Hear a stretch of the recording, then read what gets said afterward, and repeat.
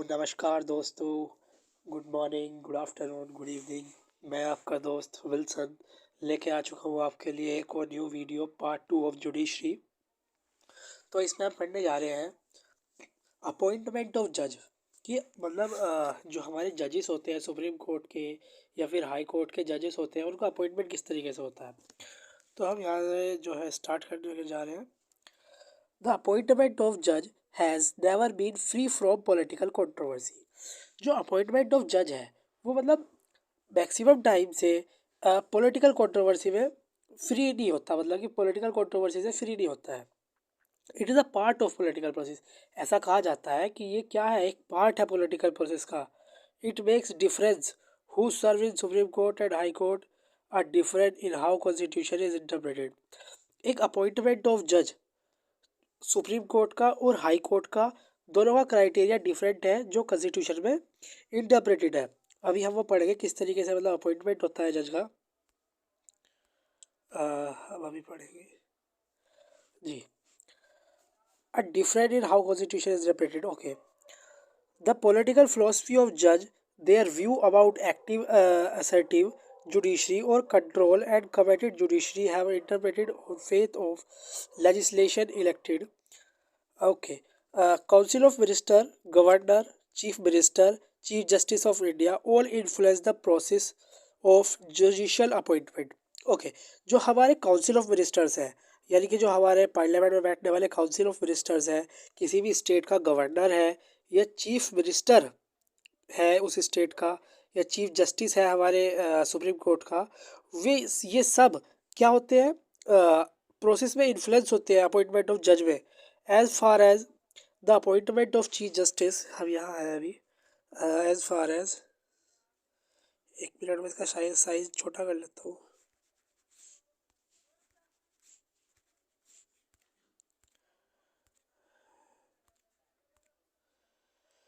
Okay okay.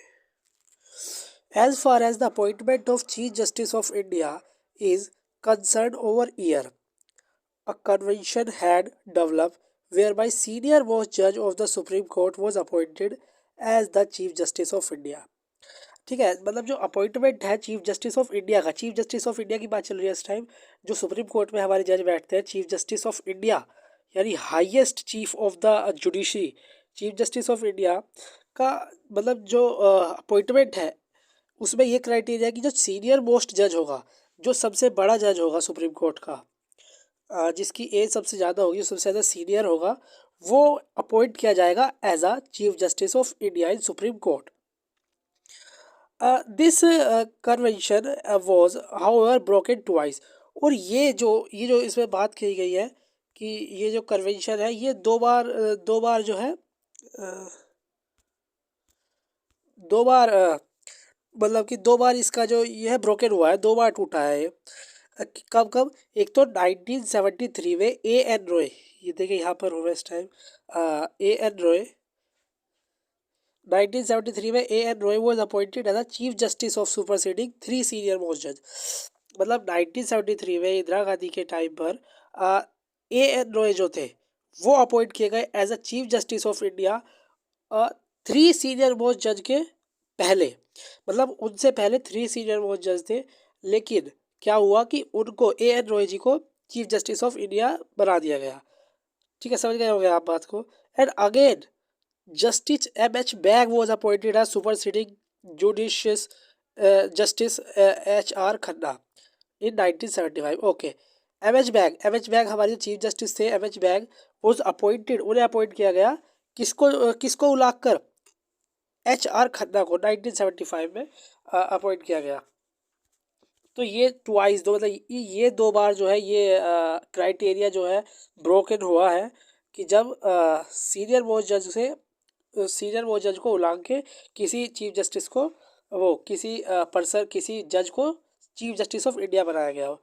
Okay, अब हम next next पे आते हैं। Okay okay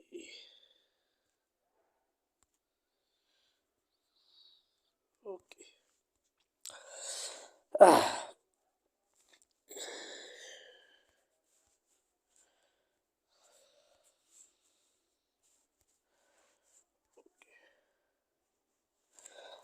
other judge of the Supreme Court and High Court are appointed by the President after consulting the CGI. This in effect means that final decision matter of appointment resided with the Council of Minister. समझिए क्या कहा गया है इसमें, line में क्या कहा गया है समझिए। जो अपॉइंटमेंट है अदर जजेस ऑफ सुप्रीम कोर्ट का, सुप्रीम कोर्ट में एक तो चीफ जस्टिस ऑफ इंडिया होता है और जो बाकी के होता है आई थिंक 34 जजेस होते हैं। उनका जो अपॉइंटमेंट है वो किस तरीके से किया जाता है, उसका अपॉइंटमेंट होता है after the consulting of president and president with CGI. Chief justice of India के साथ एक कंसल्ट किया जाए, कंसल्टिंग होती है प्रेसिडेंट की, जब जाके उसका अपॉइंटमेंट होता है। लेकिन जो लास्ट डिसीजन होता है, फाइनल डिसीजन जो होता है वो किसके द्वारा लिया जाता है, वो लिया जाता है हमारे काउंसिल ऑफ मिनिस्टर्स के द्वारा। इसका मतलब है तो क्या मतलब जो चीफ जस्टिस ऑफ इंडिया का जो कंसल्टिंग लिया गया क्या वो बेकार है, क्या मतलब यही इसका तो मतलब यही निकलता है। तो इस मैटर को सुप्रीम कोर्ट में रखा गया 1982 से 1998 के बीच में, 1998 के बीच में। ठीक है, हम ये पढ़ेंगे। This matter cam up before supreme court again and again between 1982 and 1998 के बीच में। तो सबसे पहले जो बात रखी गई चीफ जस्टिस ऑफ इंडिया के मैटर में कि the court felt that role of chief justice was purely consultative. जो मतलब शुरुआती दौर में जो बात कही गई चीफ जस्टिस ऑफ इंडिया के दायरे में, तो उसको कहा गया कि चीफ जस्टिस ऑफ इंडिया का जो वर्क है अपॉइंटमेंट ऑफ सुप्रीम कोर्ट के जजेस में वो क्या है, प्योरली कंसल्टिव है। Then it took the view that opinion of chief justice must be follow by the president. जो दूसरा जो मतलब बात रखी गई वो ये थी कि चीफ जस्टिस का जो मतलब ओपिनियन है वो must be follow by president, मतलब प्रेसिडेंट के द्वारा फॉलो जरूर होना चाहिए। लेकिन जो फाइनल जो मतलब अब हमारे प्रेजेंट डे में जो यूज़ होता है वो क्या है कि supreme court has came up with the novel procedure. It has suggested the chief justice should be recommended name of the person to appointed in consultation with 4 senior most जज। Okay, जो अभी का जो क्राइटेरिया है justice of supreme court का appoint करने का वो क्या है कि सुप्रीम कोर्ट का चीफ जस्टिस ऑफ इंडिया कुछ नेम देगा प्रेसिडेंट को कि इनको आप अपॉइंट कर सकते हो as a justice, as a जज ऑफ सुप्रीम कोर्ट। और जो ये चीफ जस्टिस ऑफ इंडिया होगा ये जो होगा ये 4 मोस्ट सीनियर जज जो होंगे ना, मतलब चीफ जस्टिस ऑफ इंडिया के साथ जो 4 सीनियर मोस्ट जज होंगे उनसे बात कर ऐसे कुछ नेम देगा प्रेसिडेंट को कि आप इनको अपॉइंट कर सकते हो as a justice, as a जज ऑफ सुप्रीम कोर्ट, जिसको हम क्या कहते हैं, the supreme court has establish a principle of collegiality making recognitions for appointment. इसको हम क्या कहते हैं, कोलेजियलिटी। आप ये इंपॉर्टेंट हो सकता है कि कोलेजियलिटी, प्रिंसिपल ऑफ कोलेजियलिटी क्या है, तो ये आपको बताना पड़ेगा कि जो हमारा चीफ जस्टिस ऑफ इंडिया है वो 4 सीनियर मोस्ट जज के साथ कंसल्ट कर कुछ मतलब जजेस की लिस्ट बना के देंगे प्रेसिडेंट को कि आप इन्हें अपॉइंट कर सकते हो एज अ जज ऑफ सुप्रीम कोर्ट। तो ये होता है collegiality system. Movement therefore matter appointment of decision of group of senior जज supreme court carries great weightage in matter appointment to judiciary the supreme court and council of minister play an important role. Okay, इसमें कुछ इतना मतलब बड़ा है नहीं। Matter appointment of इसमें कहा गया है कि जो ग्रुप होगा सीनियर मोस्ट जज का इन अपॉइंटमेंट ऑफ जज ऑफ सुप्रीम कोर्ट, ये इसका क्या होगा, ग्रेटर वेटेज होगा। इनकी बात बिल्कुल माननीय होगी, इनकी बात को मानना एक मतलब ग्रेटर वेटेज होगा। Thus in matter of appointment to judiciary the supreme court and council of minister play an important role. तो इसमें कहा गया है कि जो जुडिशरी, सुप्रीम कोर्ट और काउंसिल ऑफ मिनिस्टर क्या करते हैं, एक इम्पोर्टेंट रोल प्ले करते हैं अपॉइंटमेंट ऑफ जजेस ऑफ सुप्रीम कोर्ट। ओके, अब हम आ जाते हैं कि removal removal of judges. The removal of judges of Supreme Court and High Court is also extremely difficult. पहली बात तो आप ये समझ लीजिए कि जो रिमूवल है सुप्रीम कोर्ट का हो चाहे हाई कोर्ट के हो, रिमूवल ऑफ जज is extremely difficult. A judge of the Supreme Court or High Court can be removed only on the ground of proven misbehavior or incapacity. जो supreme court का या फिर हाई कोर्ट का जो जज होगा उसको हटाना मुश्किल है. उसको किस क्राइटेरिया पे हटाया जा सकता है? या तो वो मिसबिहेवियर हो, या फिर इनकैपेसिटी हो, उसके अंदर कैपेसिटी ना हो अपनी पोस्ट को ड्राइव करने की, या तो उसके अंदर कैपेसिटी ना हो या वो मिसबिहेवियर. ये प्रूव होना चाहिए. ऐसा नहीं कि मतलब हमने बता दिया कि ये मिसबिहेवियर है तो इसको हटा दिया जाना चाहिए. नहीं, वो मिसबिहेवियर या इनकैपेसिटेबल प्रूफ होना चाहिए, तब जाकर मतलब किसी भी जज को हटाया जा सकता है. A motion contain the charges against the judge must be approved by special majority in both house. अगर हमें किसी भी जज को हटाना है तो एक स्पेशल मेजोरिटी की नीड होती है हटाने के लिए. सुप्रीम कोर्ट के जज को या हाई कोर्ट के जज को हटाने के लिए एक स्पेशल मेजोरिटी होती है, जिसकी हम अभी आगे बात करेंगे. इसकी स्पेशल मेजोरिटी होती है पार्लियामेंट में, बोथ हाउस में एक स्पेशल मेजोरिटी से रिमूवल ऑफ जज बिल पास होना चाहिए, जब जाकर किसी भी जज को हटाया जाता है. Parliament. Do you remember what special majority mean? क्या आप जानते हैं मतलब क्या स्पेशल मेजोरिटी है?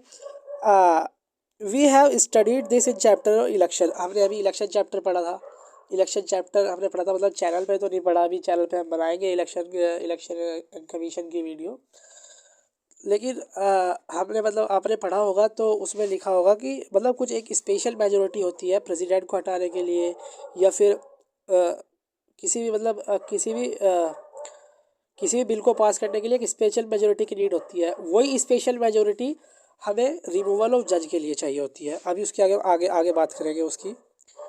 It is clear from procedure the removal of judge is a very difficult procedure, and unless there is a general consensus among member of the parliament, a judge cannot be removed. मतलब अगर वो special majority अगर both houses में पास नहीं होती है तो removal of जज कैंसिल हो जाएगा. मतलब फिर जज को हटाया नहीं जाएगा उसकी पोस्ट से, अगर वो स्पेशल मेजोरिटी से पास नहीं होती है. अच्छा, आप एक बात समझ पा रहे हैं कि इतना डिफ़िकल्ट रिमूवल ऑफ जज क्यों रखा गया है? रिमूवल ऑफ जज तो मतलब ऐसा भी हो सकता था कि एक छोटी ज़्यादा का माइनॉरिटी से भी पास हो सकता था बिल. इतना डिफ़िकल्ट ही क्यों रखा गया? क्योंकि जिससे हमारी जो जुडिशरी है वो फ्री फ्रॉम पॉलिटिकल इशू से फ्री रहे, वो अपना वर्क जो है फ्री एंड फेयर कर सके. अब आप समझिए, से राम मंदिर का अभी चर्चा हुई थी अभी राम मंदिर की कुछ दिन पहले. तो अगर बीजेपी पार्टी अभी फॉर एग्ज़ाम्पल है, सिर्फ एग्ज़ाम्पल के लिए बीजेपी पार्टी अभी जैसे रूलिंग में है, तो वो अपना अपना अपना जो ओपिनियन था उनका कि हाँ यहाँ पर राम मंदिर बनना चाहिए, तो उसको करवाने के लिए तो वो क्या नाम जज को हटा भी सकती थी, है ना. तो इससे तो मतलब उनकी बात बहुत ज़्यादा आसान हो जाती. बस इसीलिए रिमूवल ऑफ जज इतना डिफ़िकल्ट रखा गया है, जिससे कि जो हमारे जजेस हैं वो क्या होने चाहिए? फ्री फ्रॉम पॉलिटिकल इश्यूज होने चाहिए. मतलब अपना वर्क विदाउट किसी फियर के और बिना किसी फेवर के कर सके. ठीक है. मेंबर ऑफ पार्लियामेंट अ जज can be removed. It should also be noted that while in making appointment, the executive play a crucial role. The legislature power of removal. इसमें कहा गया है कि मतलब एग्जीक्यूटिव प्ले करता है एक crucial role in appointment of जज, बट लेजिस्लेचर रिमूवल में एक बहुत ही इम्पोर्टेंट रोल प्ले करता है.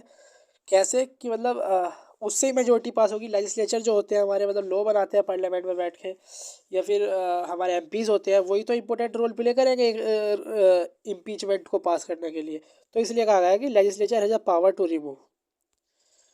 This has ensure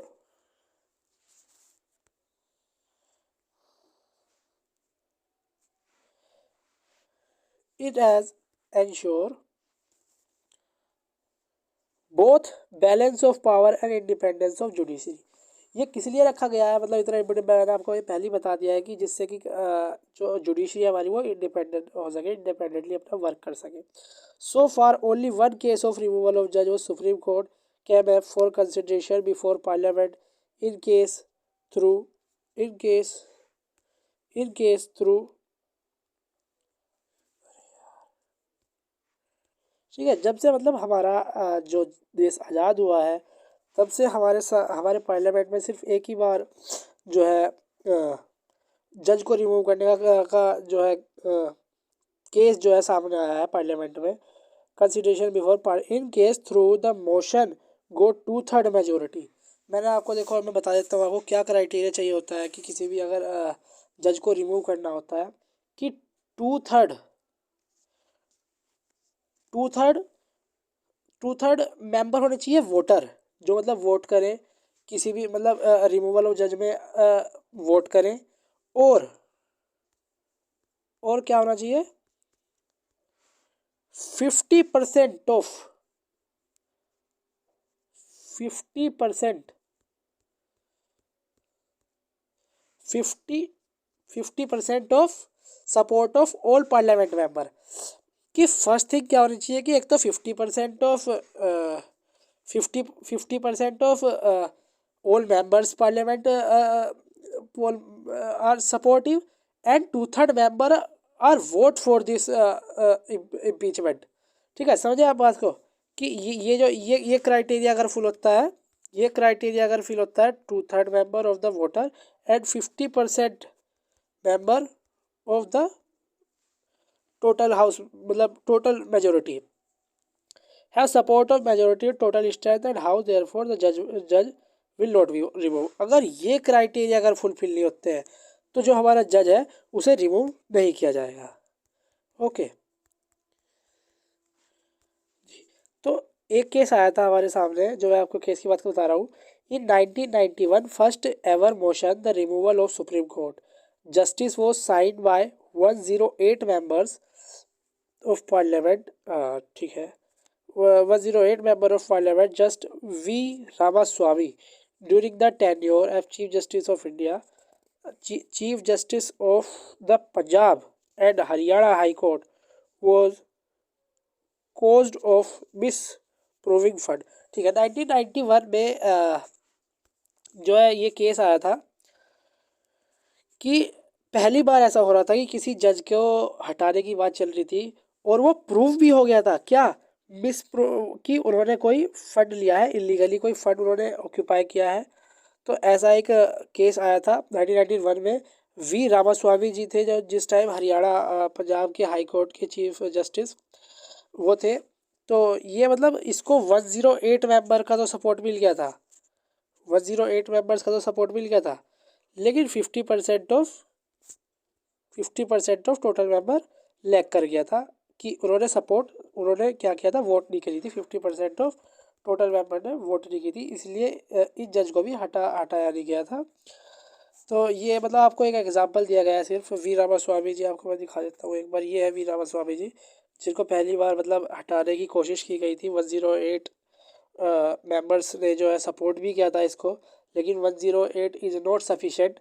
जो मैंने आपको क्राइटेरिया बताया है वो ज़रूर फुलफिल होना चाहिए कि 2/3 majority of the voter and 50% of members 50% members are 50% of members are participate in removal of जज। तो आज की वीडियो यही ख़त्म करते हैं। तो ये है Ramaswamy ji, V Ramaswamy ji. Thank you, धन्यवाद। आपको वीडियो के साथ बने रहे आप, और वीडियो को प्लीज़ लाइक करिए, सब्सक्राइब करिए। आपका सपोर्ट चाहिए सभी, मतलब देखिए वीडियो को, समझिए सही तरीके से। तो इसमें हमने बताया आपको रिमूवल ऑफ जज, अपॉइंटमेंट ऑफ जज, सुप्रीम कोर्ट के बारे में बताया। सुप्रीम कोर्ट के जज जो अदर जजेस होते हैं कैसे उनको अपॉइंट किया जाता है, कैसे चीफ जस्टिस ऑफ इंडिया को अपॉइंट किया जाता है। ठीक है, और कैसे रिमूव किया जाता है ये सब आपको बताया। Thank you very much video के साथ बने रहने के लिए। एक बार बस लाइक कर दीजिए, सब्सक्राइब कर दीजिए, कमेंट कर दीजिए अपने नाम का, बस। Thank you very much.